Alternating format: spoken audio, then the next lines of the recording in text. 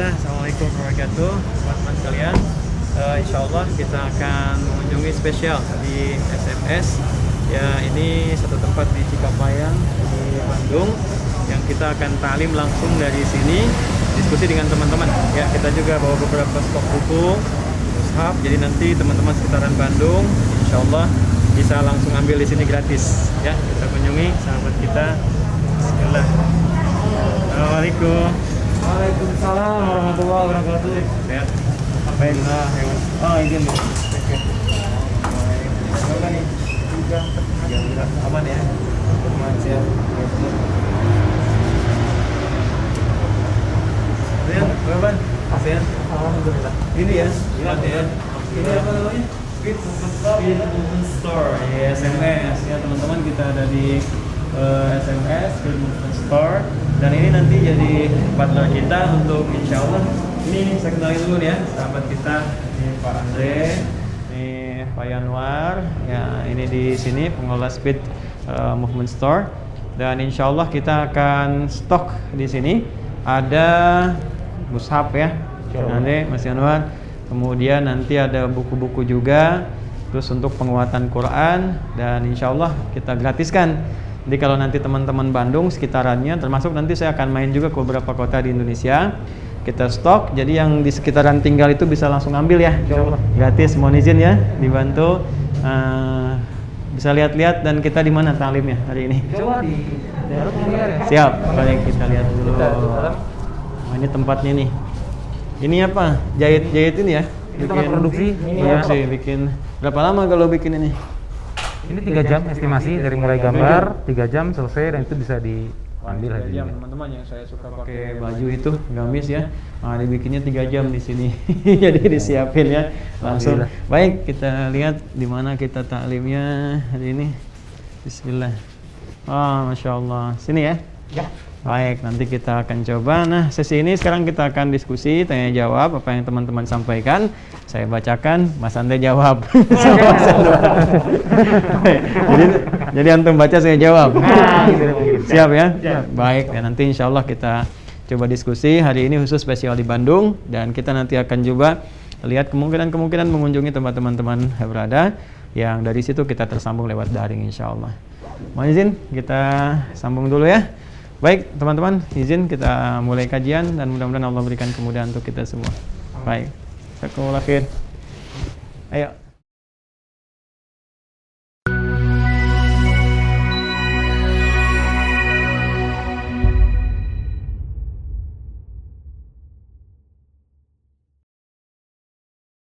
Bismillahirrahmanirrahim. Assalamualaikum warahmatullahi wabarakatuh.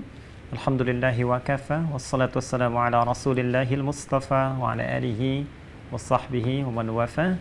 Ba'd. Saudara-saudariku dimanapun Anda berada, Alhamdulillah hari ini spesial kami diberi kesempatan untuk bersilaturahim ke Bandung di Cikapayang. Saat ini saya berada di SMS Speed Movement Store. Di sini ada sahabat kita juga Masya Allah yang menyediakan spesial untuk baju-baju muslim yang cepat disediakan dalam 3 jam kurang lebih. Dan Alhamdulillah hari ini menyediakan tempat bagi kami untuk kita berdiskusi di sela-sela kunjungan kita ke beberapa daerah.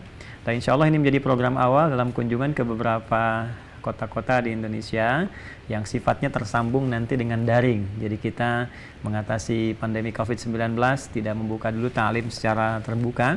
Namun suasana seperti ini juga bisa bermanfaat insya Allah. Kita manfaatkan untuk menjawab pertanyaan kawan-kawan yang kadang dalam Aqsa Al-Quran Sunnah Solution tidak mampu kita jawab keseluruhannya karena keterbatasan waktu. Baik, hari ini seperti biasa kita terhubung dengan pertanyaan kawan-kawan yang ada di YouTube, juga ada di Instagram. Kita coba ambil beberapa bagian yang bisa kita jawab di kesempatan kali ini. Baik, kita coba ambil dari YouTube dulu. Dari akun Fulana. Assalamualaikum warahmatullahi wabarakatuh. Ustaz. Waalaikumsalam warahmatullahi wabarakatuh. Afwan, izin bertanya. Baik, silahkan. Suami pernah berjanji untuk tidak melakukan satu hal pada istrinya dengan ucapan apabila terjadi lagi hal yang sama di kemudian hari, jatuh talak 3 saya untuk kamu. Waduh. Itu kalau di drama-drama langsung ada kilat. Gitu ya. Allah, semoga Allah memberikan kemudahan pada kita semua. Dan qadar Allah, terulang kembali perbuatan suami yang sama, apakah jatuh talak 3 pada istri? Baik, kondisi 1, menurut suami ketika ia mengucap janji tersebut dalam kondisi terpaksa karena tidak mau kehilangan istri. Bagaimana tidak mau kehilangan istri tapi ditalak? Kumaha teh. 2, belum pernah ada kata talak 1 atau 2 sebelumnya. Baik, objektifnya bahwa teman kita bertanya, suami menyampaikan satu janji kalau terjadi satu peristiwa maka talak 3 jatuh kepada istrinya. Kemudian terjadilah peristiwa itu, apakah otomatis kemudian talak 3-nya kemudian jatuh dalam kondisi suami pun menyampaikan itu dalam keadaan sangat terpaksa, bukan dari kesadaran yang sepenuhnya, dan belum ada talak 1 atau 2 sebelumnya. Baik, kita rujuk dulu kepada keterangan Rasulullah SAW yang terdapat di antaranya dalam hadis riwayat sahabat Abu Hurairah. Ya, sahabat Abu Hurairah radhiyallahu taala anhu. Ya, ini nama aslinya Abdurrahman bin Sakhr. Saya sudah pernah sampaikan kisahnya. Abdurrahman bin Sakhr, ya. Karena beliau itu perawat kucing yang baik, ya, seperti ayah merawat anaknya. Jadi pernah menemukan anak kucing kecil liar dipelihara oleh beliau. Anak kucing kecil liar disebut Hurairah dan dipelihara oleh beliau, ya, seperti ayah memelihara anak. Sampai dibawa, dimasukin jubahnya, malam-malam diselimutin, disuapin kalau lapar. Sampai kemudian dalam perjalanan ada dikisahkan satu masa bertemu dengan Nabi SAW. Lalu anak kucing kecil itu keluar dan Nabi mengatakan, "Anta Abu Hurairah, kamu bapaknya anak kucing kecil." Jadi merawat anak kucing seperti ayah peduli pada anak. Dari situlah kemudian populer dengan sebutan Abu Hurairah. Beliau meriwayatkan hadis dari Nabi SAW. Dan ini nanti akan dikutip oleh beberapa imam-imam ahli hadis, di antaranya ada Imam At-Tirmidzi. Ya, Imam At-Tirmidzi ini nama aslinya Muhammad, tumbuh berkembang di Tirmidz, dikenal dengan At-Tirmidzi. Nah, di kitab beliau Sunan At-Tirmidzi, beliau menyampaikan riwayat ini nomor hadis 1184. Ya, nanti bisa dicek. Thalathun, langsung saja. Qala Rasulullah SAW. Saya izin bergeser sedikit untuk memudahkan penulisan. Ya, thalathun, ya, jidduhunna jiddun. Ini sangat populer sekali ya di sini. Jidduhunna jiddun wa hazluhunna, ya, wa hazluhunna jiddun. Hati-hati ya. Thalathun ada 3 hal. Hati-hati, ada 3 hal. Jidduhunna jiddun. Kalau ini serius dilakukan, maka hukumnya jadi serius. Nah, ini sudah biasa ya. Jadi kalau serius dilakukan, maka dianggap serius, berlaku hukum. Wahazluhunna, dan kalaupun bercanda bukan serius tapi dilakukan, jiddun, tetap dihukumi oleh syariat menjadi serius. Hati-hati nih, ya, ini sangat unik. Ada satu hukum dalam syariat tentang 3 persoalan yang kalau Anda kerjakan baik serius ataupun canda, hukumnya tetap serius. Artinya terjadi hukum di dalamnya. Ya, 1, an-nikah. Awas, hati-hati nih. Ya, nikah. Kemudian at-talaq, yang kedua talak, cerai. Kan? Kemudian yang ketiga raj'ah. Ini semua dalam hukum munakahat, hukum bab tentang pernikahan. Jadi 1, an-nikah. Hati-hati, nikah. Ya, kalau sungguhan sudah jelas kan, ada saksi, kemudian ada maharnya, ada walinya dan sebagainya, itu serius. Tapi yang kadang sering tidak disadari, hati-hati. Teman-teman misalnya yang bikin tentang sinetron, tentang drama, film, terus ada adegan pernikahan tuh. Awas tuh. Kalau kemudian walaupun canda tapi terpenuhi semua syarat-syaratnya, qadarullah yang main itu walinya ada misalnya kan, maharnya ada, terus disebutkannya namanya lagi langsung misalnya, ya, fulanah binti fulan mas kawin sekian. Walaupun canda di situ, ya, sifatnya sedang membuat satu hal untuk tayangan, tapi kalau dikerjakan itu bisa jadi serius. Ya, karena itu saya sering sarankan kalau nanti ada adegan-adegan demikian, disamarkan atau tidak disempurnakan kalimatnya sehingga tidak menjadi serius dalam hukum syariat. Ya, awas, hati-hati loh, ini kan cuma bercanda, ya, bukan sekedar canda tapi mesti dilihat dampaknya dalam persepsi syariat. Ya, semua boleh punya pandangan, tapi syariat hukum Islam juga punya pandangan dan punya penilaian-penilaian tertentu. Jadi kalau nanti teman-teman yang bikin acara-acara tertentu, ada film, ada drama, ada macam-macam, ya, saran saya jangan disempurnakan seutuhnya kalimatnya atau nama-namanya disamarkan sehingga tidak langsung menuju kepada personal yang bersangkutan. Kemudian dan termasuk ini canda nih ya, misalnya sama bapak si fulan, antum kenalan ya sama kawan, ya kan, terus anak kamu nih masya Allah Ya, kalau jadi nih gitu, saya bener nih ya, saya kayak nikahkan kamu nih dengan putri saya, mas kawin sekian, jadi saya terima nikahnya, itu jadi tuh. Ya, makanya hati-hati ya, hati-hati gitu dengan ini, canda bisa jadi serius. Kemudian talak. Nah, talak juga hati-hati supaya tidak main-main. Kenapa syariat memperlakukan ketat pada hukum talak sehingga ada perlindungan kepada istri sehingga suami nggak main-main. Ya, mempermainkan rumah tangga misalnya. Nanti ada konsep yang menekankan kepada perlindungan istri, ada konsep penghormatan kepada suami sehingga ada keadilan di dalamnya. Ya, jadi istri pun di sini dipagari, dikuatkan, dilindungi oleh syariat hukum Islam sehingga derajatnya terangkat, diberikan kemuliaan, suami sekalipun pemimpin diberikan batasan-batasannya, di mana harus tegas, di mana mesti dilarang, di mana diminta menyayangi, menghormati, mengayomi dan sebagainya. Termasuk dalam persoalan ini tentang talak, ya, tentang cerai atau talak. Di sini sangat ketat dalam hukum Islam, tidak boleh ada main-main. Ya, karena ini terkait dengan perasaan, terkait dengan kekuatan, terkait dengan dampak. Ya, karena itu dalam Islam saking ketatnya ya pengetatan dan perlindungan terhadap istri dalam kehidupan rumah tangga, maka talak pun tidak boleh dipandang sepele. Ya, jangan main-main. Kalau kamu sampaikan main-main, dihukumi serius. Ya, hukum yang diterapkan dengan keseriusan itu untuk membuat sebuah ketegasan sehingga suami tidak mempermainkan keadaan itu untuk sengaja berbuat talak. Ya, dan di antara turunan ini pun Islam memberikan hukum yang ketat. Dilihat dulu apakah orang itu serius dalam mengucapkan dengan kesadaran sepenuhnya, kan? Walaupun nanti diikat di sini dengan hukum canda, seriusnya diikat dengan sadar. Ya. Sadar misalnya. Sehingga nanti ada perdebatan di antara para ulama, kalaupun canda tapi sadar, jadi. Tapi kalau misalnya di luar kesadaran, ya, sedang kondisi tertentu atau misalnya mohon maaf nih sedang mimpi tiba-tiba saya talak kamu gitu kan. Nah, ini tentunya tidak masuk dalam kategori hukum karena di luar kadar kesadaran. Tapi kalau dia menyampaikan dalam aspek kesadarannya, nah, serius ataupun canda, itu bisa menjadi hukum. Ya, kemudian yang kedua, tidak sembarangan dalam memberikan hukum talak langsung pada tahap yang tertinggi. Ya, kan ada nanti tahap talak yang 1, talak 2, talak 3. Itu pun bukan permainan teman-teman sekalian. Ingat betul ya. Jadi talak itu solusi terakhir dari syariat untuk menyatukan. Asalnya bukan memisahkan. Ya, asalnya bukan memisahkan. Jadi diberi kesempatan untuk sadar kembali ya akan rencana kehidupan berumah tangga, tentang hikmah berumah tangga, tentang kasih sayang yang telah dijalin. Jadi diberikan solusi sampai 3 kali. Ya kan? Jadi pertama ini sampai diberi kesempatan untuk balik lagi 3 kali masa suci kan.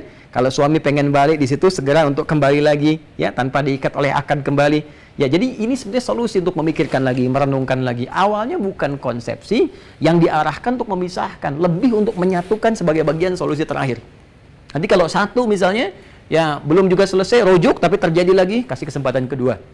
Kan? Kedua nanti sudah bagus, tapi terjadi situasi lagi. Nah, baru pada yang ketiga. Yang ketiga lebih ketat lagi. Kalau terjadi talak yang ketiga, maka tidak boleh menikah lagi dua itu kecuali dua pasangan itu sudah menikah dulu dengan pasangan yang lainnya. Sebagai pelajaran besar supaya tidak main-main dalam rumah tangga. Itulah pengetatan dan keindahan hukum Islam dalam memberikan perlindungan pada bab rumah tangga. Ya, karena itu, bagi seseorang yang langsung mengucapkan pada istrinya, saya talak kamu 3 kali langsung. Bahkan saking kesalnya ada yang mengatakan, saya talak kamu 3 gunung sekaligus.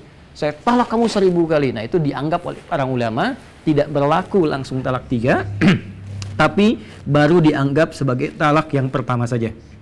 Syaratnya tadi, jika dilakukan ada unsur kesadaran, walaupun di situ sadar di sini misalnya dalam keadaan dia sedang, mohon maaf ya, apakah misalnya ada candakah di situ, atau misalnya dalam suasana marahkah, kenapa Anda tidak bisa mengontrol suasana itu? Yang penting Anda sadar dalam mengucapkan itu. Ya, sadar terjaga maksudnya. Jadi kalau ada tadi ucapan dalam kasus demikian, maka dalam syariat dihukumi bahwa talaknya jatuh talak 1. Ya. Dan tadi Masya Allah di situ saya dapat kalimat yang menggembirakan. Dalam arti ada kasih sayang gitu kan. Walaupun ini kontradiktif, sayang kok nalak gitu kan.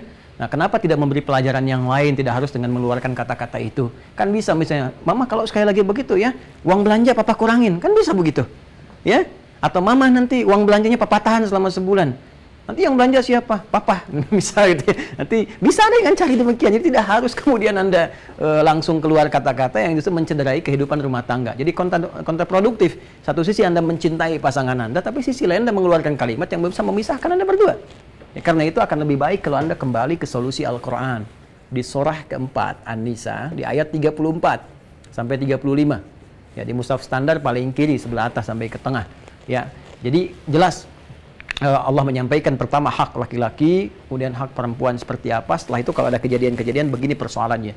Ar-rijalu qawwamuna 'alan nisa bima faddalallahu ba'dhum 'ala ba'dhin wa bima anfaqu min amwalihim. Ya Allah memberikan kedudukan pada laki-laki jadi pemimpin, pengayom di rumah tangganya, pelindung, ya, dan diberi bekal oleh Allah. Ini loh bekal untuk bisa kekuatan mencari nafkah. Sehingga dengan itu disetting, ya, diset oleh Allah di rumah tangganya, laki-laki punya wibawa, punya keberanian, punya mengarahkan dan sebagainya. Nanti istri punya potensi yang lain. Ya, fasalihatu qanitatun hafizatun lil ghaibi bima hafizallah. Nah, kemudian setelah itu apa yang terjadi? Kalau khawatir terjadi persoalan-persoalan, kata Allah, buruknya komunikasi, ada persoalan-persoalan yang nggak nyaman, maka setelah itu coba saling merenungkan dulu. Fa'idhuhunna, saling curhat. Jadi bukan curhat pada orang lain, apalagi curhat di media sosial. Nggak nyangka ya, tuh, nyangka kan? Nah, akhirnya muncullah kemudian Anda bikin statusnya di Chicago, ya komen di Chicago kan bisa muncul gitu. Jadi hal-hal demikian lebih baik curhat bersama aja, diskusi bareng-bareng, ngobrol. Bahkan di ayat ke-35 ya jelas disampaikan fa in khiftum shiqaqa bainihima fab'athu hakaman min ahli wa hakaman min ahliya. Ya kalau nggak bisa menyelesaikan sendiri ya undang yang menurut Anda bisa dipercaya dari pihak ketiga. Ya paling minimal keluarga dari istri siapa, keluarga dari suami siapa, dudukan persoalannya. Ya, kalau nggak bisa duduk ya sambil rebahan gitu kan, dan seterusnya. Jadi saya ingin katakan bahwa solusi di Al-Quran itu sangat indah. Tidak harus Anda mengeluarkan sesuatu karena emosi. Ya, dan yang terakhir adalah roja'ah, persoalan untuk rujuk. Jadi rujuk itu juga ada persoalan disampaikan, saya pengen rujuk ya, kita ketemu lagi misalnya malam ini kita ketemu bareng-bareng, bisa nyaman lagi, gabung lagi, itu sudah dianggap rujuk.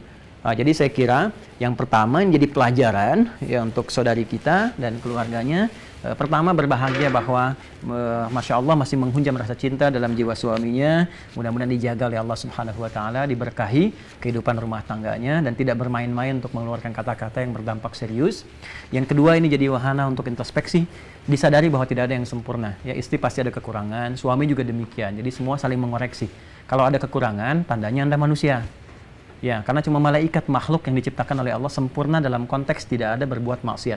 La ya'sunallaha ma amarahum wa yaf'aluna ma yu'marun. Malaikat tidak punya bakat untuk melanggar ketentuan Allah dan selalu mengerjakan sesuai dengan tupoksinya. Jadi malaikat tak pernah maksiat.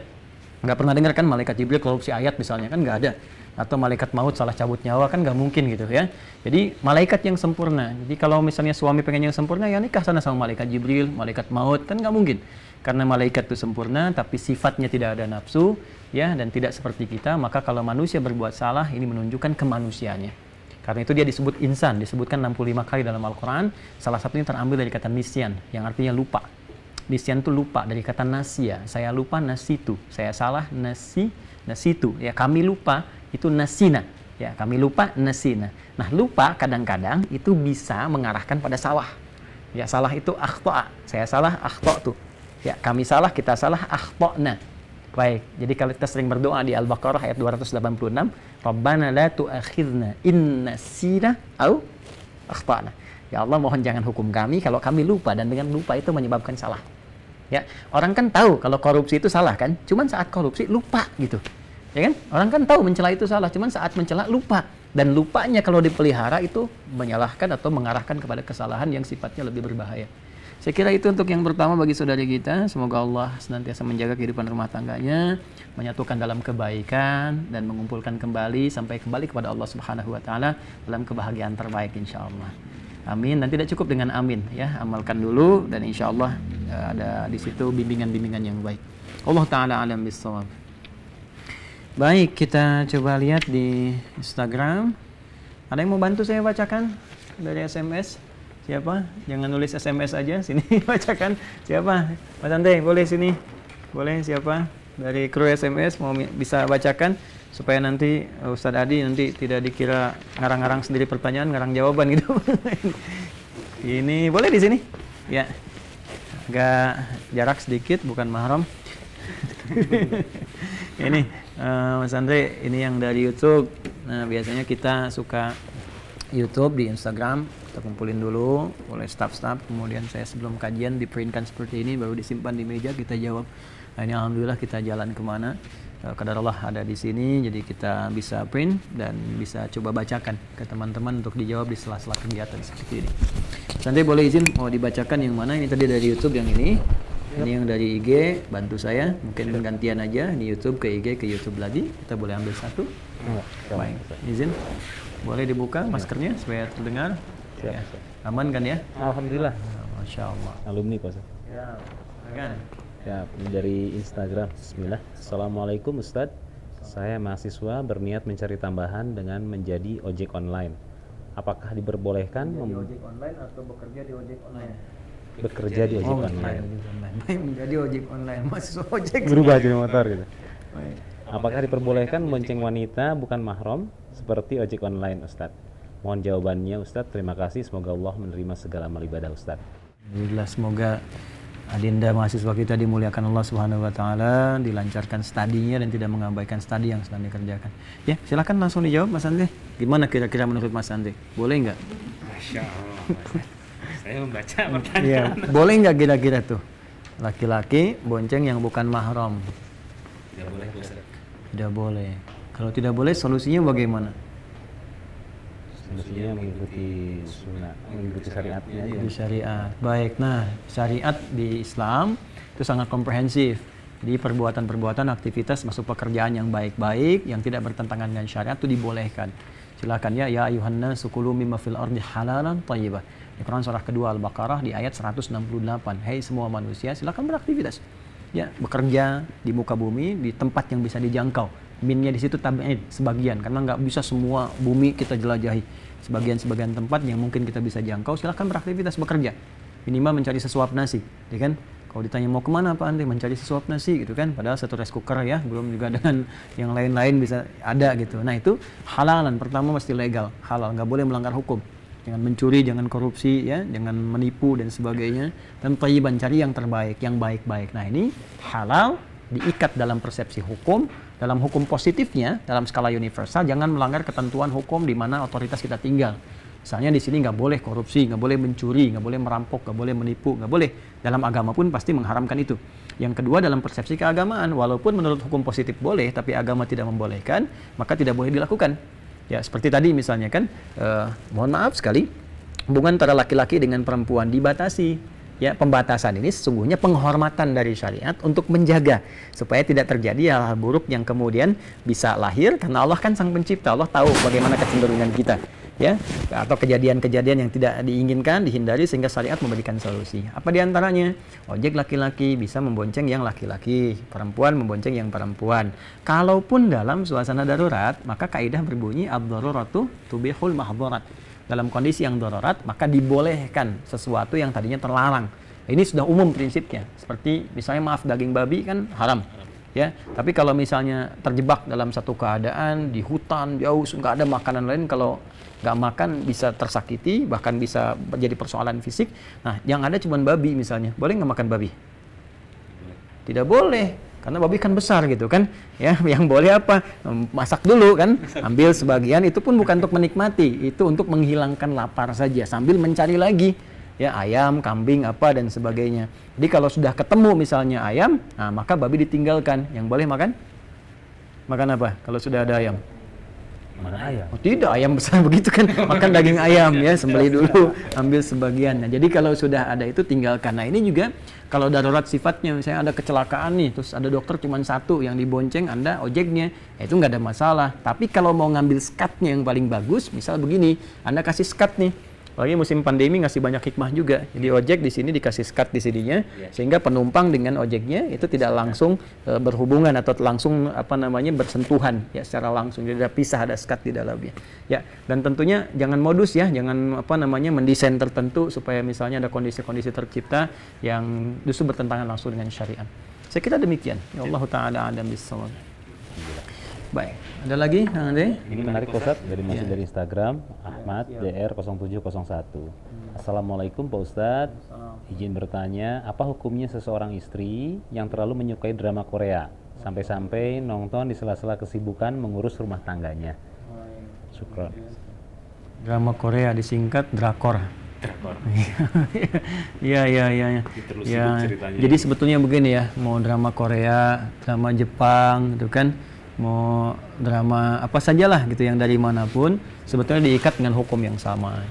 Ya, hukumnya itu pertama tidak boleh melalaikan kewajiban-kewajiban, ya bahkan amalan-amalan yang menuntut kita untuk mengerjakannya. Ya kalau sekiranya itu bisa mohon maaf sekali, menggugurkan kewajiban atau mengabaikan kewajiban, maka apapun jenisnya itu bisa haram. Bisa haram hukumnya. Apalagi misalnya mengabaikan sholat, tadi mengabaikan kegiatan yang wajib bagi istri di rumah tangga, kan anak bayi nangis pengen diberi ASI, nanti dulu mama lagi sibuk nih, ini nikah apa enggak nih si Yungce misalnya kan, nah, itu kan juga jadi nggak bagus gitu ya, itu bisa haram hukumnya. Ya, ingat jangan dipotong ya video saya tiba-tiba nanti bikin tagline dipotong pemburu konten Ustadz Adi mengharamkan drama Korea misalnya. Bukan itu yang saya maksudkan. Saya membahas tentang hukum umum apapun keadaannya. Ya, mau apakah Anda melihat gambaran bahkan kajian sekalipun. Anda nonton kajian semacam ini misalnya ya bahkan taklim tiba-tiba kemudian melalaikan sholat. Harusnya sholat kan Anda ngikutin taklim dulu misalnya atau seharusnya memberikan ASI kepada anak. Jadi semua hukum diikat yang sama. Jadi ini pertama hukum tingginya bisa jatuh haram jika memang kewajiban yang ditinggalkan dan ada unsur kesengajaan di dalamnya. Yang kedua paling rendah bisa makruh kalau sifatnya bukan wajib tapi diterabaikan. Ya misalnya beres-beres di rumah gitu kan, kemudian misalnya nata-nata dan seterusnya. Jadi ini diabaikan karena sibuk dengan nonton-nonton yang tadi disebutkan. Saya kira diatur waktunya lah. Kan yang namanya drama, film dan sebagainya bukan sesuatu yang nyata. Ya masa kita mengabaikan yang nyata demi yang fiktif gitu kan? Kan jadi aneh gitu. Kan suami Anda nyata gitu. Ngapain bikinnya sesuatu yang fiksi? Ya, mohon maaf, anak Anda nyata, suami Anda nyata, kan pekerjaan kehidupan nyata. Kenapa kita sibuk dengan yang fiktif sementara kita abai dengan yang nyata? Itu artinya sedang ada setan memperdayai. Karena setan pernah berjanji, setan itu pernah bersumpah langsung kepada Allah sebelum dia turun ke bumi. Itu ada diabadikan di Quran surah keempat. Ya, surah keempat surah An-Nisa ya. Apa artinya An-Nisa? Sapi betina itu Al-Baqarah. Iya, sapi betina. Kalau An-Nisa iya, An-Nisa perempuan. Jadi Al-Baqarah sapi betina, Ali Imran keluarga Imran, baru An-Nisa perempuan. Tapi ingat Kang Andi kalau ngaji itu nama-nama Al-Qur'an itu hanya boleh dibacakan dengan nama aslinya. Ya, kalaupun kita nyebut seperti ini ya, walaupun dia punya terjemahan. Misalnya ada An-Naml semut, An-Nahl lebah gitu kan, An-Nisa ibu-ibu gitu kan, perempuan-perempuan, Al-Baqarah sapi betina. Jadi kayak gini saya ngobrol nih, Kande lagi ngapain nih? Saya mau rojaah, surat apa? Surat semut misalnya. Nah itu nggak boleh. Ya, nanti ditanya, Ustadz apa? Saya surat Mama misalnya, An-Nisa gitu kan, surat semut, An-Naml, tidak. Jadi hilang i'jaznya, hilang keindahan kekagumannya. Jadi Al-Qur'an itu bisa agung ketika disampaikan dengan bahasa Qur'annya. Walaupun dia punya terjemahannya karena ada kisah di dalamnya. Nah di An-Nisa di ayat ke-118, bahkan dari 116, 17, 18 ya, sampai ke 119 bahkan, paling kanan dari tengah sampai ke bawah. Itu dari untayan setan yang dilaknat oleh Allah. La'anahullah la'attakhidanna min ibadika nasiban mafruḍa. Lalu dia berkata, ini yang kalimat yang penting di garis bawahi, wala udhillannahum wala umanniyannahum. Ya Allah, aku akan berusaha sekeras-kerasnya untuk menyesatkan anak cucu Adam supaya mereka jauh darimu, wala umanniyannahum, dan aku berikan angan-angan, imajinasi. Jadi diberikan angan-angan, dikasih imajinasi, bayang-bayangin, terus ya kayak gitu. Apa saja nanti perangkat yang bisa digunakan, bisa lewat handphone, bisa gambar, bisa TV, bisa di tempat-tempat kotor seperti kamar mandi. Itu kamar mandi itu tempat kotor ya teman-teman yang di sini tuh. Jadi jangan sampai cari imajinasi di kamar mandi, itu salah. Ya, kok lama amat ngapain nggak keluar misalnya kan lagi ini nih cari imajinasi. Nah itu tidak tepat. Hati-hati karena itu ada permainan setan di dalamnya.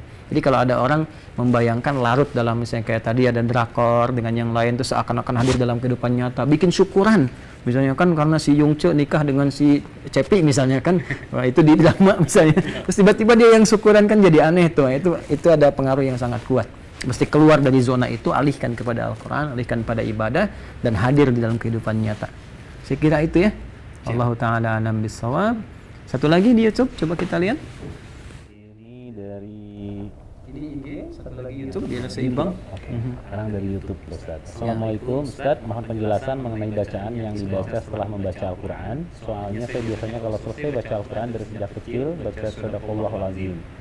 Dan baru-baru ini ada yang bilang kalau tidak sesuai dengan yang diajarkan Rasulullah. Mohon penjelasannya, Ustaz. Jadi biasanya sejak kecil mengakhiri setelah bacaan Quran Shadaqallahul Azim. Sekarang ada Ustaz. Ada Ustaz bahwa itu tidak sesuai dengan yang diajarkan Rasulullah. Terus yang diajarkan Rasulullah apa? Mohon penjelasannya. Jelas. Kenapa Ustaz itu tidak memberi solusi ya? Misalnya tanya lagi itu harusnya ditanya terus Ustaz yang diajarkan Rasulullah apa gitu kan? Kan jelas nanti. Ya, cuma nanti nggak ada pertanyaan ke sini. Ada pertanyaan.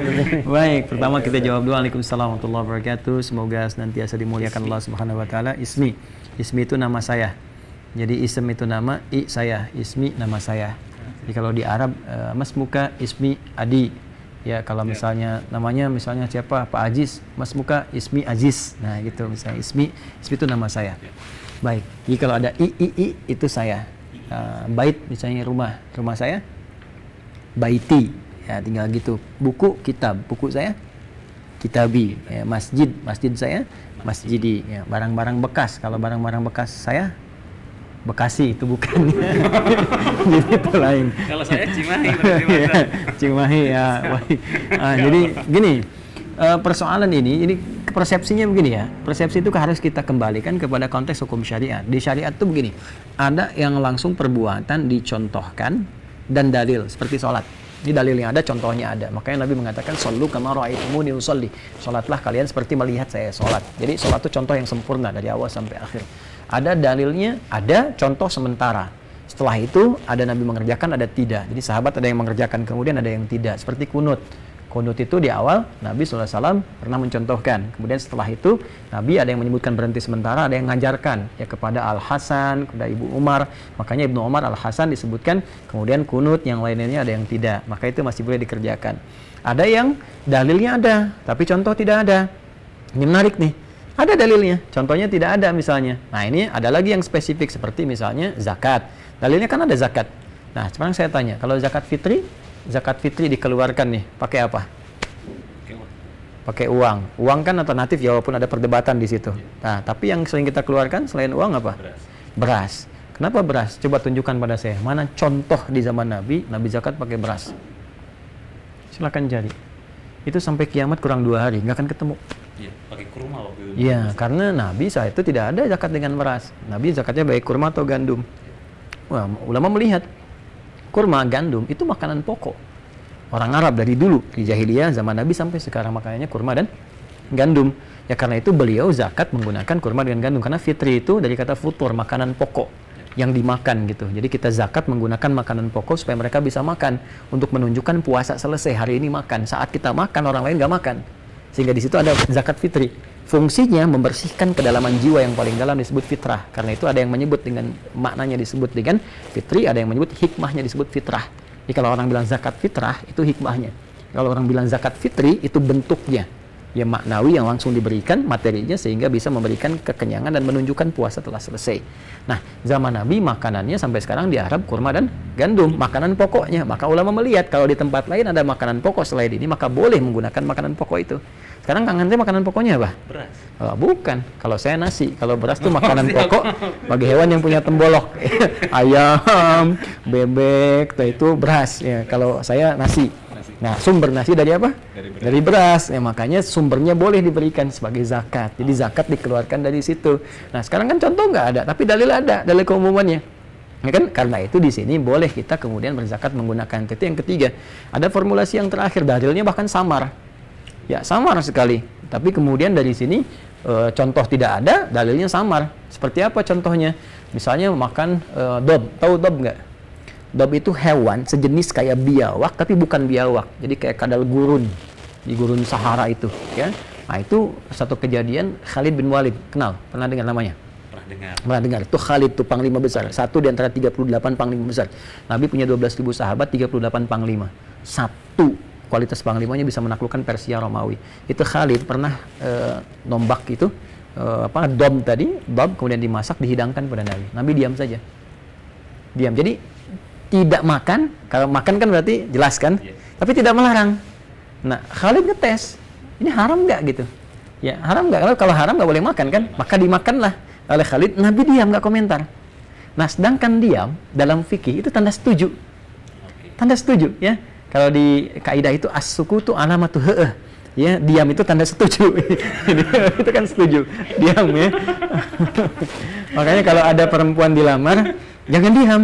Tandanya setuju. Kalau nolak katakan saya tidak sepakat, tidak setuju misalnya. Apakah Adinda mau menerima lamaran ini?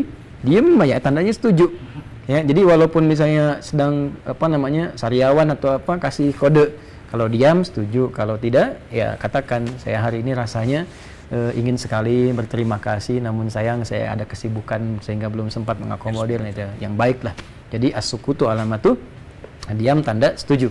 As-sukutu alamatun na'am gitu ya. Diam itu tanda setuju. Nah, Nabi diam berarti setuju kan? Nah, di situ namanya takrir, ketetapan Nabi. Itu dalilnya samar karena nggak langsung disebutkan, contohnya juga nggak ada karena nggak Nabi makan, tapi mendiamkan. Nah, disepakati oleh ulama takrir berarti boleh, halal lagi bab itu. Nah, kenapa Nabi nggak makan? Coba, kalau itu boleh. Karena nggak selera. Ya, selera Nabi itu kambing gitu kan. Nah, kalau ada kambing ngapain makan ini gitu ya. Nah, Khalid kenapa nggak milih kambing? Coba. Kenapa nggak milih kambing guling? Bukan karena nggak ada. Karena Nabi kan nggak makan, berarti makan yang lain kan? Karena Khalid itu orang lapangan. Khalid panglima. Khalid orang militer. Di militer, waktu bertugas dimanapun, belum tentu menemukan kambing guling. Ya, kambing guling, kambing push up, ayam lepas, ayam ini belum tentu ketemu. Di hutan namanya, di hutan siapa yang bisa dapatkan, ya kan? Ya karena itu yang mungkin didapatkan di hutan mungkin ada ular, ada ini, ada itu. Khalid harus memastikan kalau yang ada cuman ini. Kalau misalnya nggak tahu hukum, wah bahaya nih. Ya nanti misalnya pas diserang tuh, serang kata musuhnya jangan ditembak, biarin aja, ntar mati sendiri karena bawa makan ini takut haram, makanya takut haram harus dipastikan hukumnya. Ya, karena itu muncul hukum kemudian dan diiyakan di situ. Jadi hukum syariat diikat dengan 4 hal ini. Ada dalilnya yang langsung, ada kemudian dengan contohnya juga, ada dalil contoh sementara, ada dalil contoh tidak terlihat langsung, tidak ada contohnya, ada yang keempat samar sifatnya sebagai isyarat. Nah, terkait dengan pernyataan ini, shadaqallahul azim gitu kan, setelah menunaikan bacaan Al-Qur'an. Ingat, bacaan Al-Qur'an itu ibadah. Tapi perbuatan setelahnya yang menutup itu bukan termasuk rangkaian bacaan Al-Qur'an. Sehingga tidak membutuhkan dalil untuk menutup itu. Ya, misalnya mau diam aja nggak ada masalah. Sekarang kalau diam misalnya, berarti nggak sesuai sunnah Nabi karena Nabi nggak ngajarin diam. Dari mana taunya Nabi diam? Sama aja kan? Maka di sini ada takrim dari ulama untuk membenarkan ajaran Al-Qur'an. Takrim itu dari isyarat Nabi. Apa isyaratnya? Buka lagi di An-Nasai. Jadi ngajinya perdalam. Buka kitab Sunan An-Nasai, jilid yang ketiga halaman 188. Di situ Nabi sering menyampaikan khutbah Jumat pembuka. Bahkan ustaz-ustaz ini pun menyampaikan sebetulnya di setiap pembuka Jumat. Fa inna asdaqal hadithi kitabullah wa khairul hadyi hadyu Muhammadin sallallahu alaihi wasallam wa kullu muhdatsatin bid'ah wa kullu bid'atin dhalalah. Ya kadang-kadang ada tafsiran kullu dhalalatin finnar gitu kan. Fa inna asdaqal hadits kitabullah. Maka kita meyakini bahwa perkataan firman yang paling benar mutlak adalah kitab Allah. Asdaq itu paling benar. Kalau kita ingin membenarkan apa yang disampaikan Nabi, ingin mengatakan benar ya Rasulullah, Quran itu benar, kita belokkan Al-Quran, maka kita katakan sadaqallah wa sadaqa rasuluh. Ya kan? Allah Maha benar dan Rasulnya benar ketika menyampaikan. Kenapa khatib yang mengatakan sadaqallah wa sadaqa rasuluh nggak disoal? Ya kan? Nah, kalimat itu kalau kita ingin bawa untuk membenarkan Al-Quran, setelah kita baca maka kita katakan sadaqallahul azim. Seakan-akan kita takrim dan mengamalkan apa yang ditunjukkan oleh Nabi ketika Nabi mengatakan fa inna asdaqal hadithi kitabullah. Yang paling benar, yang harus kita yakini, kita amalkan adalah kitabullah, itu Al-Quran. Maka kita baca Al-Quran, begitu kita baca, yang kita baca itu bukan sekedar baca karena bukan kitab biasa, maka kita yakini ini kebenarannya, ini harus kita amalkan, maka kita ungkapkan dengan lisan kita sadaqallahul azim, dari mengambil dari isyarat Nabi, dari kalimat tadi. Dan itu ulama yang meriwayatkan sampai dengan ke kita, ulama mempraktikkan. Ya kan? Jadi tidak ada masalah di sini. Kita nggak bisa hukumi bidah. Bidah itu terkait dengan ibadah. Ibadah itu saat bacaan Qur'annya. Sementara ini di luar Al-Quran. Ya kan? Kan nggak ada contohnya dari Nabi. Ingat Joni, jadi kan setiap hukum itu kan ada 4 tadi itu. Ya, nggak semua kalau nggak ada contoh nggak dikerjakan. Sekarang kita balik tanya, contohnya apa coba? Kan nggak ada. Dari situ kita ambil isyarat takrim untuk memuliakan Al-Quran, diambil tadi dan tidak bertentangan dengan syariat. Jadi ngajinya kita perdalam lagi dalam konteks itu. Tak kira demikian ya, Pak Andi. Ini juga jam kita terbatas. Terima kasih menerima kami di SMS ya, Speed Movement Store. Jadi mudah-mudahan berkah ya. Amin, ya. Dan teman-teman, ini sahabat kita juga di Bandung. Nanti insya Allah, kenapa saya berkunjung ke sini? Jadi diantaranya beliau, diantara kawan kita yang paling siap untuk bisa menampung. Ada musab-musab nanti untuk program Quran STWH. Nah, kami lihat di Jawa Barat itu presentasinya cukup tinggi yang tergabung, termasuk di daerah Bandung dan sekitarannya. Jadi mohon izin nanti kita simpan di sini, drop nanti yang datang gratis ya. Nanti kalau Pak Andre misalnya suku kasir bayar, kasih tahu saya. Ya hari itu juga nanti saya akan tarik kembali. Gratis ya semua ininya dan sebagainya. Kita berikan gratis. Ini teman-teman lingkungan Bandung sekitarannya kalau ke sini silahkan nanti bisa kami tunjukkan. Saya juga nanti insya Allah akan coba atur waktu mungkin nanti bisa kita ke Sumatera, ya, Kalimantan, ke juga yang lain sampai dengan ke Papua, dan kita bisa stok beberapa di situ dengan kedatangan kita, sehingga teman-teman yang datang kadang-kadang paket dikirimkan itu ada biaya, saya coba ingin ringankan itu semua sehingga bisa didapatkan dengan yang lebih mudah, lebih santai, dan mudah-mudahan berkah di hadapan Allah Subhanahu wa taala. Baik, terima kasih untuk pertemuan hari ini. Semoga Allah muliakan. Ini santai sebetulnya teman-teman sekalian. Jadi kita santai, kita diskusi, kita tanya jawab, memanfaatkan waktu kunjungan kami ke beberapa tempat. Terima kasih untuk perhatian Anda semuanya. Perjumpaan kita semoga diberkahi Allah Subhanahu wa taala. Mas Ande dengan tim di sini semoga berkah sekali lagi. Terima kasih. Jadi mudah-mudahan semuanya berjalan lancar insyaallah. Baik, Allahumma taqabbal minna innaka antas samiul alim wa tub alaina innaka antat tawwabur rahim. Rabbana atina fid dunya hasanah fil akhirati hasanah wa qina adzabannar. Subhanakallahumma bihamdika asyhadu an la ilaha illa anta astaghfiruka wa atubu ilaik. Wa akhiru da'wana alhamdulillahirabbil alamin. Assalamualaikum warahmatullahi wabarakatuh.